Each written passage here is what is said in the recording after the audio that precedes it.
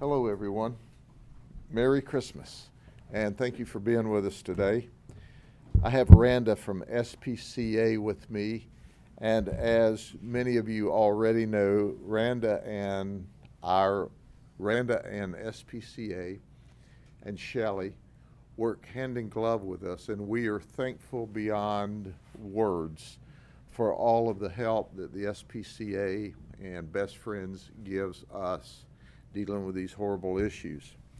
I'm going to give you a synopsis of this hoarding case we are working, and then Randa will give you more details because we actually received the tip on this case from the SPCA. So we went to do a welfare check because everyone was suspicious that we had a hoarding case. And when our deputies arrived, we found what one of my very experienced people that investigates from our animal cruelty unit, an unbelievable situation. He said it's in the top three events that I've ever seen. He said it's just words can't adequately describe it. So here's what we found out, and I'll introduce you to Lisa LaCharite. Lisa is 48 years of age. She is a second grade teacher at Ben Hill Griffin Elementary School in Frostproof, Florida. She lives on Facini Drive in Frostproof as well. And as she describes herself, I rescue animals. Well, as we got in to do this well-being check, we found out that she and her mother live in this double-wide mobile home. And as the investigation unfolded, they had 309 animals living inside this mobile home with them. Did you hear what I said? You can't make this stuff up. You know it's got to be true. 309 animals in this mobile home.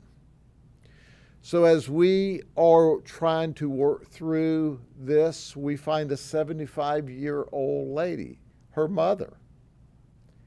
And her mother is also living in this environment. So the two of them are. The investigation started yesterday morning at about 9:50, and we are still working now on this investigation as we speak. You can imagine the challenges we have when this 309 animals almost doubles the population of our shelter. And we'll talk more about that in a minute. We seized 142 cats. Of the 142 cats, more than 100 were roaming freely in the house. We seized 164 ducks, chickens, and 1 peacock. And we seized 3 dogs. Now, it's important to point out that Lisa is not an evil person. She is an overwhelmed cat lady. She clearly violated the law. She continued to violate the law. We found cats that were neglected, cats that were significantly ill. She's being charged both with misdemeanor and felony charges as it relates to the animal. In addition to that, she's charged with elderly neglect, which is a felony, because she's the caregiver for her 75-year-old mother. Now, I'm going to go through a couple of the circumstances that we saw immediately. And as they say, you know, this can be upsetting to some people. How about this? Now, understand they're living in this mobile home with the feces all over the place and the urine up and down the wall. Well, how about this one? Here's a cat looking up at the door. Did I repeat enough that they're living in this mobile home? You and I can't imagine. Or how about the duck living in this container? These animals were neglected and abused just by the environment they were kept in. Here's an example of a very sick cat. This cat is remarkably ill.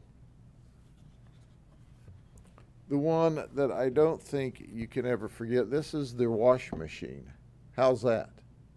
Do you think they got a feces problem in and around their washing machine? And then there's the big picture. This is the cats on top of the filing cabinet, and all that is going on there. Imagine 100 plus cats roaming freely in a double-wide mobile home. Imagine ducks and chickens stacked on top of each other, 4 and 5 cages high, that are now defecating and urinating through the open wire down onto the animals before them. Imagine a lady who shows up at the SPCA with 20 or 22 cats to have them spayed and neutered. Imagine that when you drive into the driveway, and they live somewhat off of the road, and you get out of your car at their fenced gate, you can smell the smell from there. We had the fire department come out and do a free air quality test inside the mobile home, and they had as high as 100 parts per million in the urine or the ammonia smell. More than 50 parts per million is hazardous to human and animal health. And this 75-year-old lady who was an invalid and couldn't get around very well on her own lived in it all the time. And these cats lived in it all the time. And these ducks and these chickens lived in it all the time. The people at school said that she smelled all the time. You think? I mean, can you imagine? And interestingly enough, the people at SPCA are the experts. When she came in, they looked at the animals, they looked at her, they smelled her and said, this lady's a hoarder. And they were sure that there was neglect going on, and they called us. So I'll have Randa give you the details from SPCA, and once again, I want to thank you and your organization and Shelley, the big boss, who's not able to be with us today because she has other obligations, for all of the work you do with us to help us save the animals. Then I'll wrap up talking about what we're going to do and what we need your help with, because we have so many animals at the shelter right now. Perfect. So at the beginning of December, this client came in twice with a total of 22 cats to be spayed and neutered. Upon arrival, the odor of ammonia was overwhelming, which is a clear sign we might have some problems. Upon examination of the 22 cats she brought in for spay and neuter, they were in extremely poor condition. There was severe flea infestation, missing fur, upper respiratory with green nasal and eye discharge, and also a lot of wounds from fighting. So noting the very poor condition of these cats and discussing it with the client, she made a comment that the ones still at her property are in way worse condition, which clearly made us realize we need to get animal control involved and do a welfare check on the existing animals on the property, due to the ones we just saw, 22 of them, were extremely emaciated and in poor condition. We did send home medication with the client for the cats in hopes that she would medicate them to help with the upper respiratory. With the 22 that we saw, 7 of them did get medication.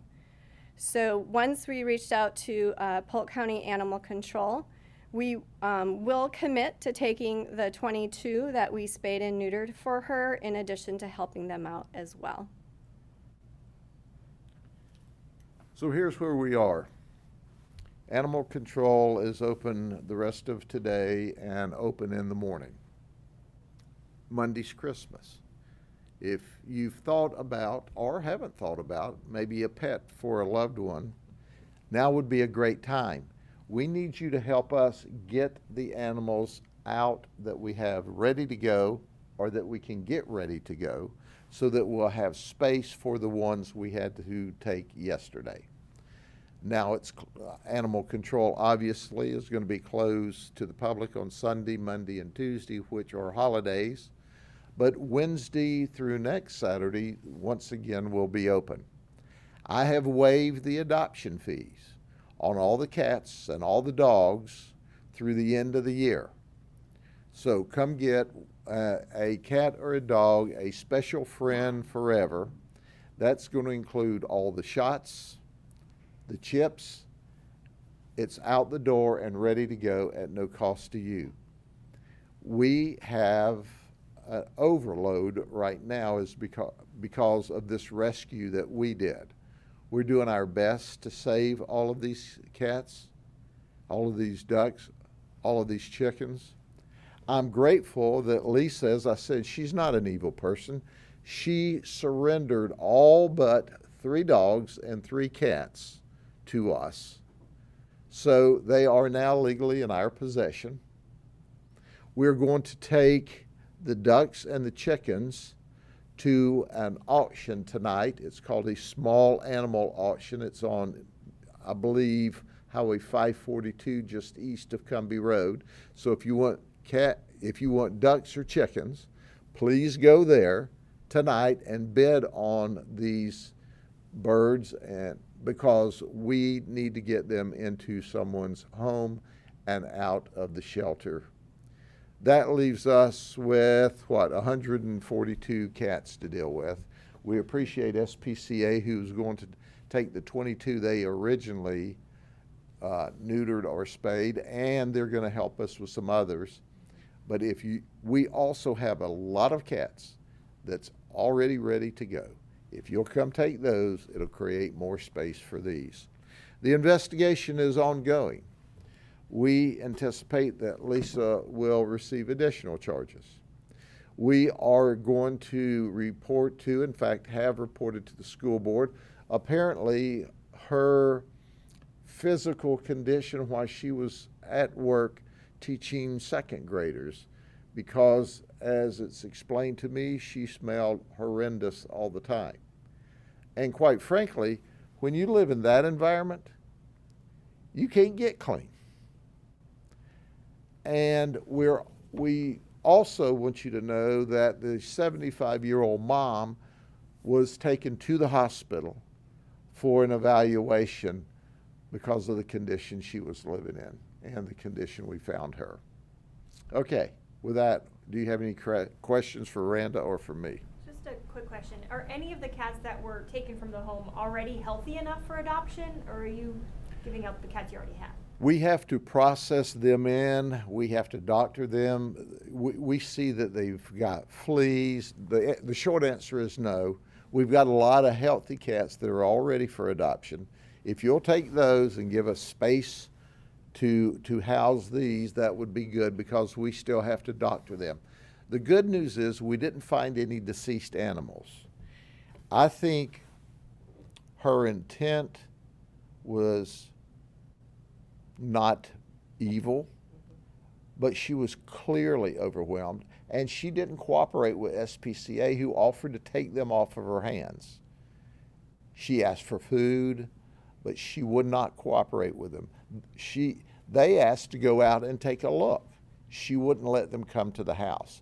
She knew she had a problem. When we came, she admitted she had a problem, and she turned them over to us. But my goodness, look what position she's put us in. Look what position she's put the cats and the ducks and the chickens in. So now we're going to fix this the best that we can. We need the community's help. Rhonda, my question Yes. for you is, what resources are available for people who might be struggling or dealing with a similar situation? Absolutely. So we have programs at SPCA Florida that are either free or low cost for spay and neuter services. And we also have a food assistant program for people on any type of assistance that qualify. And once a month, we'll give them a portion of cat or dog food to help them out to feed their pets. So we want the animals to stay in the home, but also to be healthy and in a healthy environment. So we'll try and assist them with different programs that we have. What is the max amount of pets that someone is allowed to own in the county?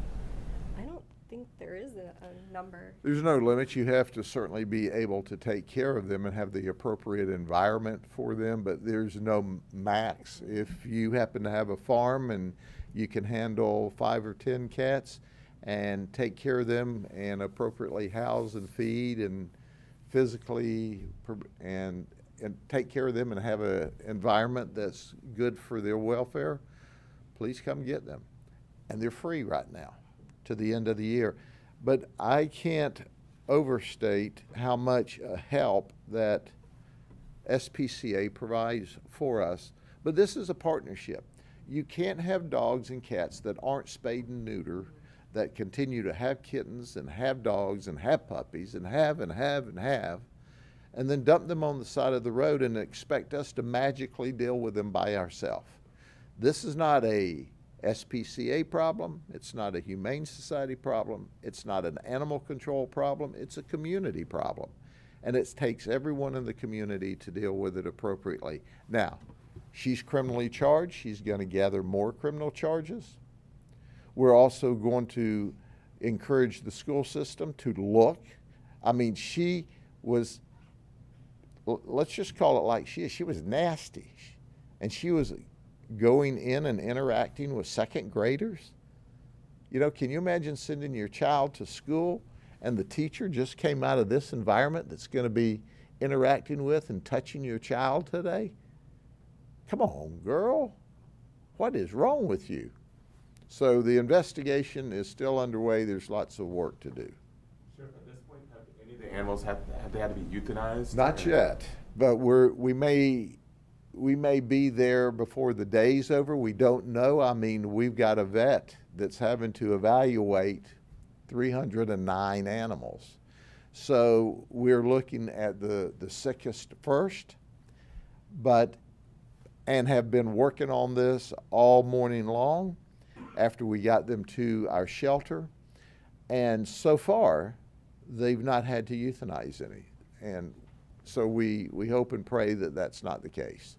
But the end game here, folks, is there's only so much room in the inn. So if you don't help us, at some point in time, we don't have a choice but euthanize. We're not rushing to that conclusion, and we hope that we can adopt out, and the community can come together and come adopt and help us make room in the shelter so we can take care of these sick animals and get these healthy ones at home for Christmas. Sheriff, has the school said anything about her employment to this point? No, they have not. We have made them aware of the circumstances of her arrest, and apparently the feedback that I'm getting is that everyone at the school recognized she smelled. What do you think? I'm just saying. Okay? I wish everyone a wonderful Christmas. May God bless you all and your families, and we will continue to work together to help the animals. They didn't ask to be put in cages and stacked on top of each other and live in that environment, but we rescued them last night. Take care.